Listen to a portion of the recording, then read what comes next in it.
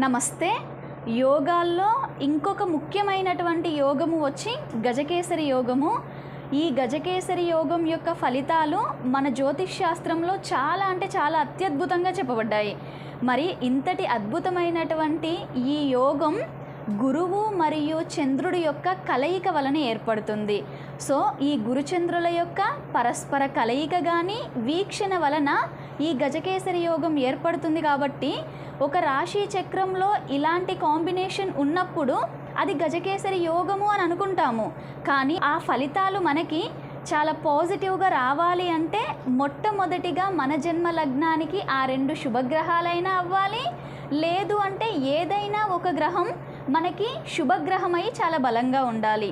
అలా కాకుండా 2 పాపగ్రహాలయ్యి కలయిక జరిగితే అది కూడా అంత ఇబ్బందికరమైనటువంటి నెగటివ్ ఫలితాలను ఇస్తుంది అని అర్థం చేసుకోవాలి.